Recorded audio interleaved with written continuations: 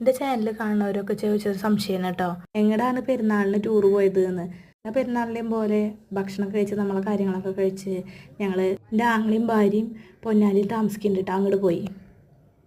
പെരുന്നാളിൻ്റെ അന്നാണ് കേട്ടോ ഞങ്ങൾ പോയത്. അപ്പോൾ വൈകുന്നേരമായി, രാത്രി ആയതുകൊണ്ട് തന്നെ ഞങ്ങൾ ഇങ്ങോട്ട് പോയൊന്നുമില്ല. അപ്പോൾ അവിടെ ഭക്ഷണമൊക്കെ കഴിച്ചിട്ട് അങ്ങനെ കിടന്നുറങ്ങിയിട്ട് പിറ്റേ ദിവസം നമുക്ക് മന്തി ഉണ്ടാക്കി തന്നുണ്ടായിരുന്നവർ. എന്നിട്ട് ആ ഭക്ഷണമൊക്കെ കഴിച്ച് ഒരു ഉച്ച തിരിഞ്ഞിട്ട് ഞങ്ങളെല്ലാവരും കൂടിയിട്ട് ഇവിടുന്ന് കടൽ കാണാൻ പോയി കേട്ടോ. അപ്പോൾ അവിടുത്തെ സ്ഥലങ്ങളാണ് കേട്ടോ ഞാൻ ഈ വീഡിയോയിൽ കാണിക്കുന്നത്. അവിടെയൊക്കെ കുറേ തെങ്ങുകളുണ്ട് കേട്ടോ. ഭയങ്കര ചൂടാണ് കേട്ടോ, മരങ്ങളൊക്കെ ഉണ്ടെങ്കിലും ഭയങ്കര ചൂടാണ്. രാത്രിയൊക്കെ പ്രത്യേകിച്ചും കിടക്കാൻ ഭയങ്കര ബുദ്ധിമുട്ടാണ് കേട്ടോ. നല്ല രസമാണ് അവിടെ താമസിക്കാനൊക്കെ. കുറച്ച് പുഴകളും ഇതൊക്കെയാണ് കേട്ടോ. അപ്പോൾ ആ പുഴയുടെ അധീനയാണ് ഞങ്ങൾ പോയത്. എന്നൊരു ചെറിയ പാലം കഴിഞ്ഞിട്ടാണ് വണ്ടി വരല്ലോ കേട്ടോ. അവിടെ അതുവരെയാണ് വണ്ടി വരല്ലോ. കഴിഞ്ഞ പ്രാവശ്യം നിൽക്കാൻ പോയപ്പോഴും ഞങ്ങൾ മുൻപത്തേക്ക് പോയിട്ടുണ്ടായിരുന്നു കേട്ടോ. കണ്ട വീടുകളൊക്കെ കണ്ട എന്ത് ഭംഗിയാണ് കാണാൻ. ചെറിയ വീടുകളാണ്, നല്ല ഭംഗിയാണ് കാണാൻ.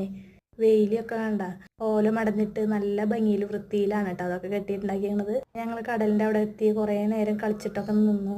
അത്യാവശ്യം തിരക്കൊക്കെ ഉണ്ടായിരുന്നു കേട്ടോ, പെരുന്നാളല്ലേ. അപ്പോൾ അത് കാരണം തിരക്കൊക്കെ ഉണ്ടായിരുന്നു അവിടെ. കുറച്ചേരം മണലിലും ഒക്കെ കളിച്ചിട്ട് ഇരുന്നു കേട്ടോ. അത് കഴിഞ്ഞിട്ട് പോരാ നേരമായപ്പോൾ ഒരു ഐസ്ക്രീമൊക്കെ മേടിച്ചിട്ട് ഞങ്ങൾ കഴിച്ചു.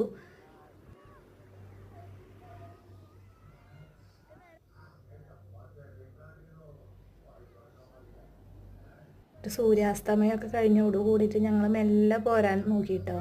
കുറേ കുട്ടികളൊക്കെ നന്നായിട്ട് വെള്ളത്തിൽ കളിക്കുന്നുണ്ട് കേട്ടോ. പക്ഷേ എൻ്റെ മൂത്താൾ മാത്രമേ കളിച്ചുള്ളൂ.